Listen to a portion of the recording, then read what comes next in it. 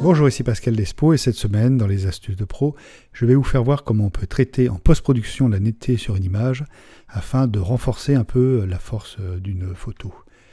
Alors je vais aller ouvrir Photoshop et je vais aller chercher une première image à traiter. Donc je me suis mis sur le bureau quelques petites images. Voilà, donc on va prendre le chat. Alors pour pouvoir travailler la netteté sur différents plans, ce qu'il vous faut évidemment, c'est transformer votre calque en plusieurs couches. Donc pour ça, vous faites un pomme A, commande A, ou sous PC, je crois que c'est CTRL A. Là-dessus, moi je vais faire un commande C, commande V pour copier-coller. Donc je pense que c'est CTRL C, CTRL V. Et vous voyez que j'ai maintenant deux calques qui sont mis l'un sur l'autre. Donc je vais commencer pour le premier calque à traiter, à le rendre plus flou, comme si je voulais. Je vais essayer de voir quel effet j'aimerais avoir pour la partie floue de mon image. Donc je vais aller dans Filtre et je vais faire une atténuation, par exemple avec un flic gaussien. Donc il y a plusieurs manières de faire. Bon là, il est peut-être un petit peu fort. Donc il y a plusieurs manières de faire. Vous pourriez faire aussi un filtre comme un filtre. Hop, je vais le ressortir. Vous pouvez faire aussi en atténuation un flou de l'objectif. Ça pourrait être aussi intéressant. Mais bon, là je vais faire un filtre gaussien. On va commencer par celui-là. Voilà. Donc je reviens et je vais voir, voilà, c'est pas mal ça, admettons, de toute manière on peut toujours revenir en arrière pour tout.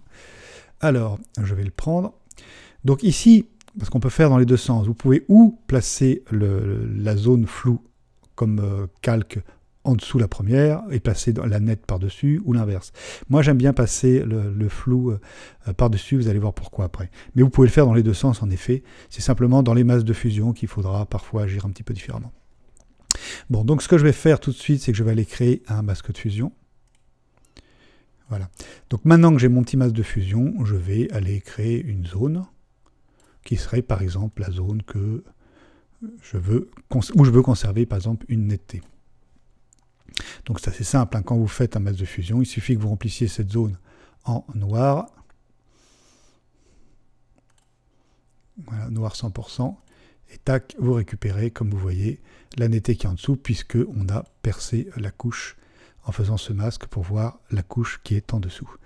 D'accord? Donc là, maintenant, évidemment, j'ai fait une arête violente. Ah, ça, c'est les joies des raccourcis qui ne marchent plus pareil. Le pommage, ça marche plus pareil. Donc, je vais l'enlever ici. Voilà.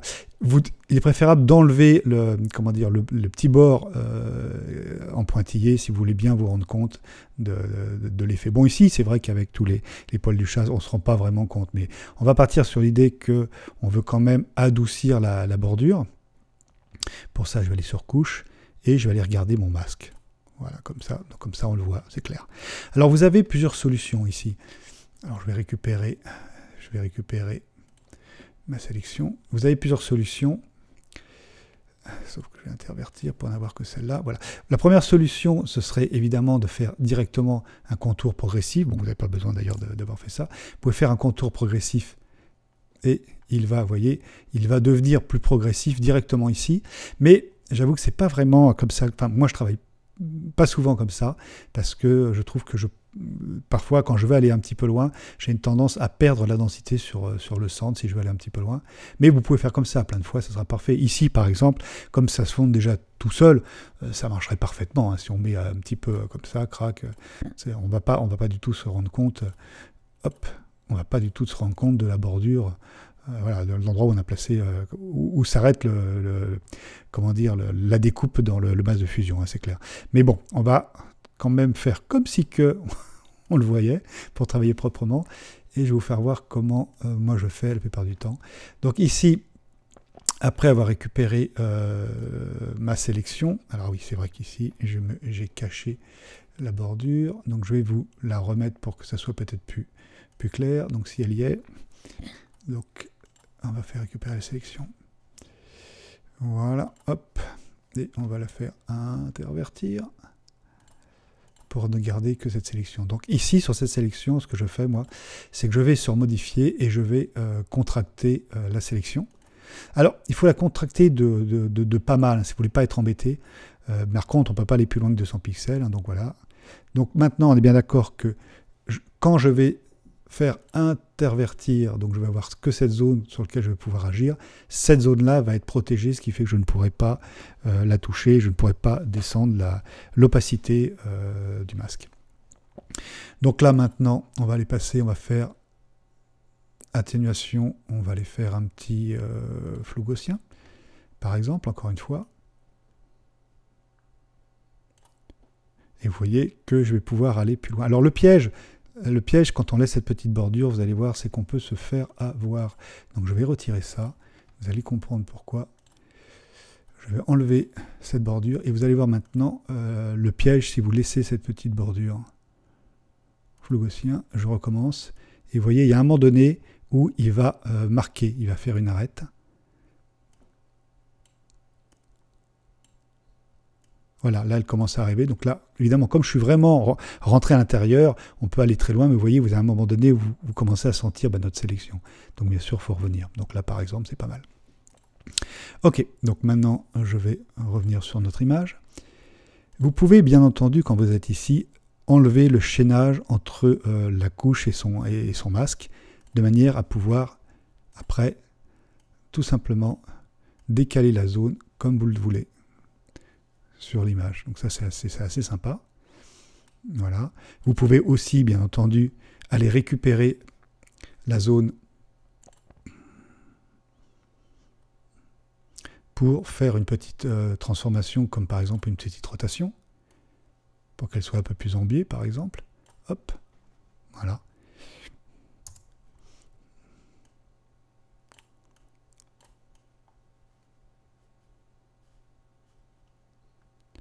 Par exemple, admettons.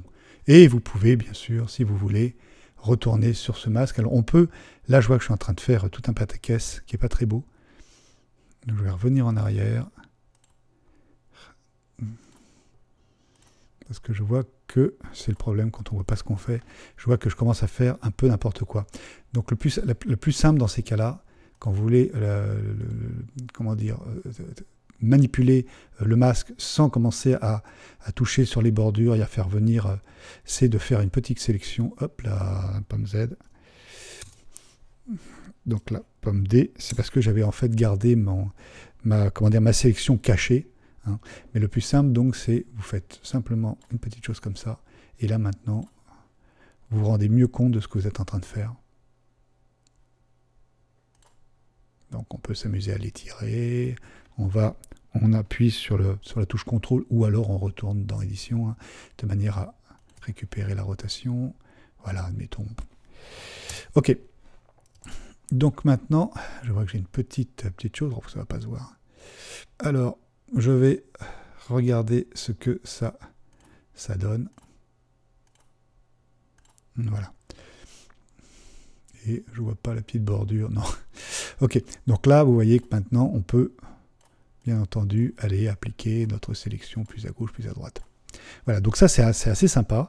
Alors, ce qui est intéressant quand vous travaillez comme ça, c'est que si vous avez envie, vous pouvez très bien changer la fusion. Par exemple, si ici, alors il faut faire attention, là, on a sélectionné le masque de fusion. Il faut donc que je clique sur la vignette du calque et non pas du masque. Et maintenant, ici, si je change, vous voyez, je vais enlever totalement l'opacité. Donc là, fatalement, c'est comme si il n'y avait pas de couche. Et je peux donc m'amuser à mixer entre la partie que j'ai floutée et la partie nette, de manière à avoir un effet plus marquant, ou plus marqué, ou moins marqué, vous voyez. Par exemple, là, si je jouais, je pourrais jouer à peu près...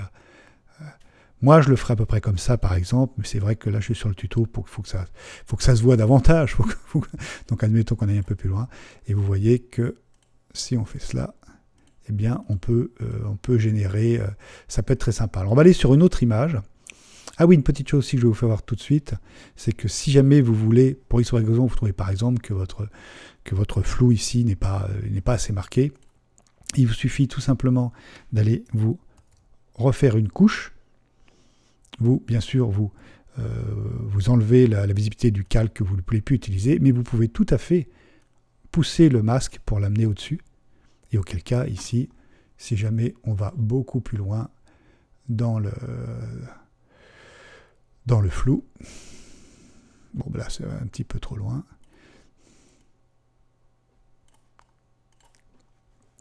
Vous voyez qu'on peut travailler différemment, recommencer.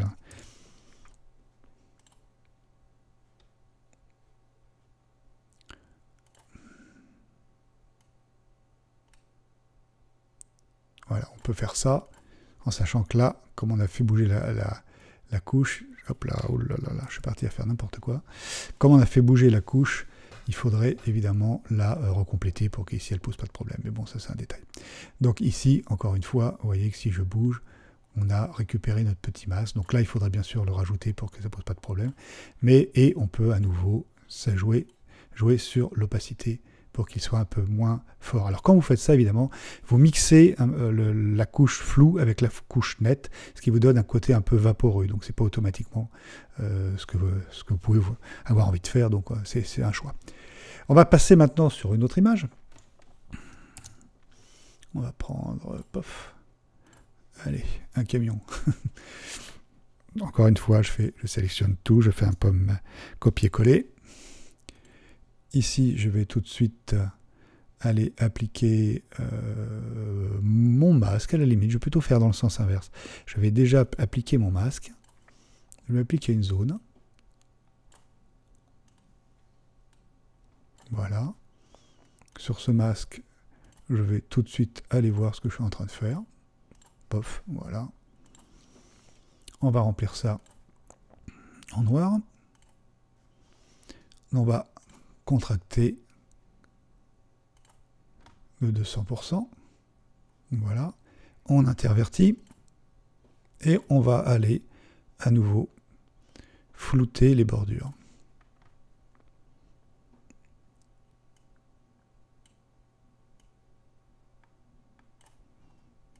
Ok. Je désélectionne et je retourne sur le calque. Ah, d'abord, on va peut-être remettre l'affichage. Voilà, donc ici, bien sûr, on voit rien puisque j'ai pas encore mis j'ai pas flouté l'image. Donc maintenant, bien sûr, il faut toujours penser à revenir sur la zone que vous voulez travailler. Et ici, je vais aller atténuation, flou gaussien. Donc là, ouf, ça va un peu fort. Admettons comme ça, et après on verra bien ce qu'on fait. J'enlève le lien, je resélectionne le masque, et je peux tout simplement, encore une fois, aller... Voilà, et là, comme vous voyez, d'ailleurs, quand je le fais, je n'ai plus de problème de bordure tout à l'heure qui suivait, parce que on avait été... Bon, j'avais dû faire à un moment donné une petite action qui n'était pas judicieuse avec... puisque je ne voyais plus mon petit pointillé, je l'avais caché. Bon. Donc ici, je peux faire ça. Encore une fois, je peux très bien aller sur la couche pour récupérer un peu de netteté du dessous avec ce côté vaporeux, par exemple. Pourquoi pas.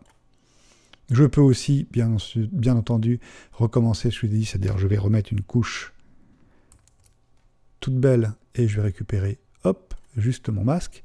J'enlève celle-ci et hop, je vais aller faire, par exemple, un autre type d'atténuation. On va faire un flou de l'objectif, par exemple.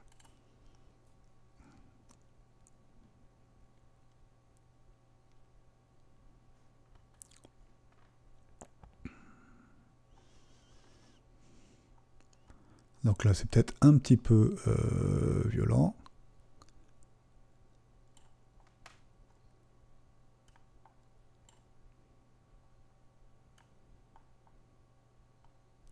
On va attendre qu'il revient, qu'il se recalcule, pardon. Là, je vais quand même aller un petit peu plus loin, allez. Voilà, comme ça, admettons. Allez, je fais OK. Voilà, et donc, à nouveau, on a la possibilité, évidemment, d'aller sélectionner la zone qu'on veut conserver nette, et on a aussi, encore une fois, la possibilité d'aller changer l'opacité, ce qui donne un petit effet assez sympa, par exemple. Voilà. On va passer sur une autre image.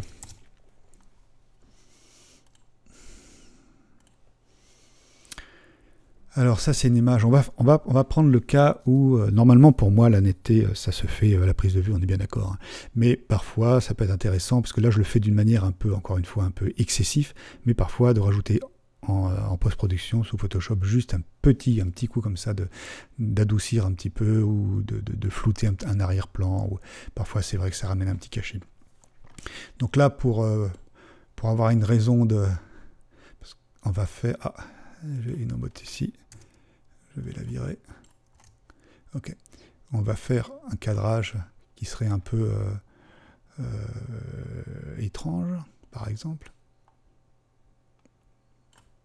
Ou du moins qui n'aurait pas vraiment de raison d'être. Et vous allez voir que c'est grâce au flou qu'on va récupérer quelque chose qui tient un petit peu la route, quoi. Admettons qu'on fasse un truc comme ça, voilà. Bon. Mais oui, on veut le recadrage, bien sûr. Alors là, il reste 4 mégas, donc c'est pas grand-chose, mais c'est pas grave.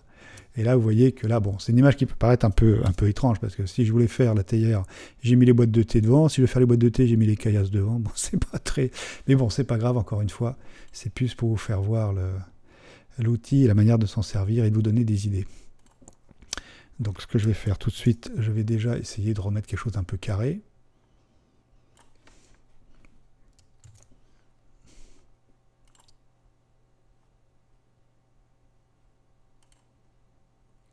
Alors on va descendre un peu la taille, voilà. Et on va essayer d'être un tout petit peu plus carré pour que ça ressemble à quelque chose. Maintenant que c'est un gros plan, fatalement c'est un peu plus choquant. On va reprendre tout de suite.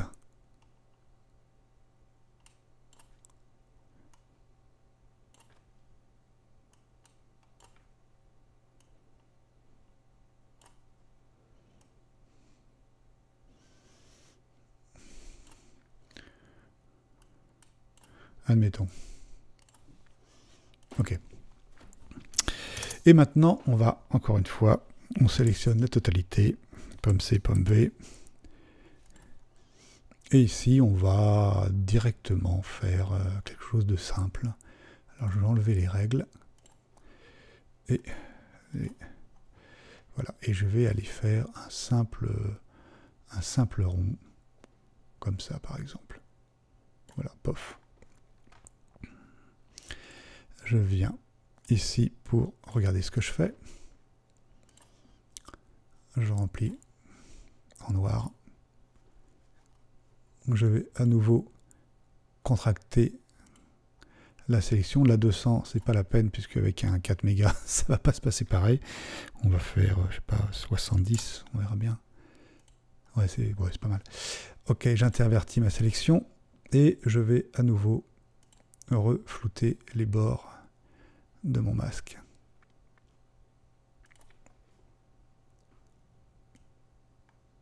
Admettons.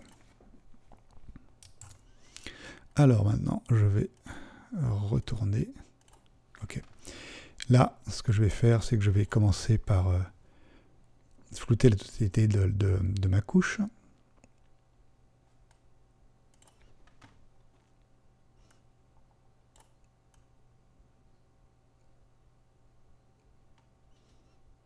Voilà, c'est pas mal ça. Ok, à la limite, j'enlève le lien pour voir si je l'applique.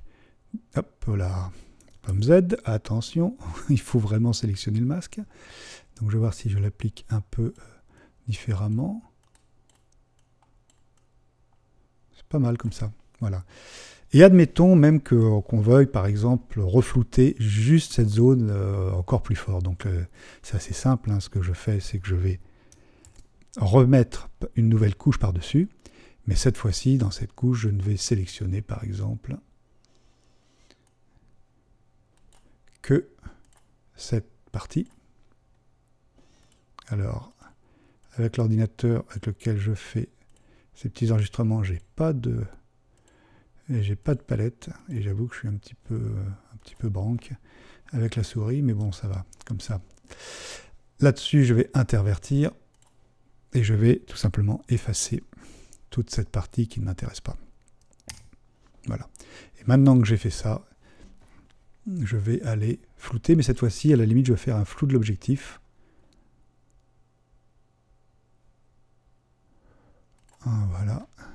Et je vais aller beaucoup plus fort.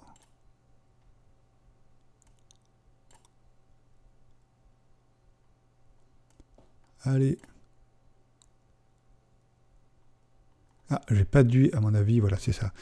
Il faut que je réintervertisse. Je comprenais pas pourquoi ça prenait pas. Fatalement, ça prenait dans le vide. Alors, on est reparti. Ah bah oui, là, ça prend. Bah d'ailleurs, c'est pas mal, ça, admettons. Allez, hop. Donc là, je vais désélectionner. Il faut vraiment faire très attention, par contre, à la bordure, hein. Si jamais vous risquez, vous pouvez avoir une petite bordure, dans ces cas-là, c'est facile, hein. Il suffit ici, bon là, je la vois pas. Enfin, on va grossir, on va voir si on la voit, mais il faut dire qu'avec 4 mégas, non, on voit rien du tout. Mais bon, admettons qu'on la voit. Admettons, voilà, par exemple, ici, je la vois. Il vous suffit, encore une fois, sur cette couche, d'aller vous mettre un masque. Et avec un pinceau, par exemple, vous grossissez. Vous descendez l'opacité. Et en noir, vous allez tout simplement, je vais vous faire voir. Si c'est plus gros, on va mieux s'en rendre compte. Alors bon, là, je ne suis pas avec une palette, donc j'espère que je ne vais pas trop... Il suffit en fait d'aller venir on va mettre un petit peu plus pour que vous voyez tout de suite l'effet. Enfin, je pense que cette bordure, c'est la découpe qu'il veut, oui, c'est ça. Donc, voilà, il suffit simplement de venir maintenant lisser notre bordure, ou à l'inverse, si c'est à l'inverse qu'il faut que je rentre un peu dedans, parce que là on dirait, eh bien, vous le faites à l'inverse, et hop. Voilà, vous allez récupérer tout simplement les bordures qui vous gênent.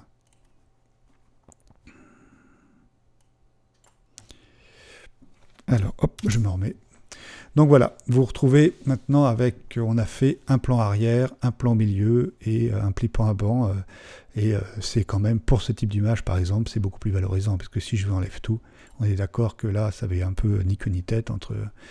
C'est pas très bon, c'est à peu près composé, mais c'est quand même beaucoup plus valorisant si j'applique ce genre de choses avec un premier plan qui est légèrement flou, un arrière-plan totalement flou. C'est quand même beaucoup plus valorisant.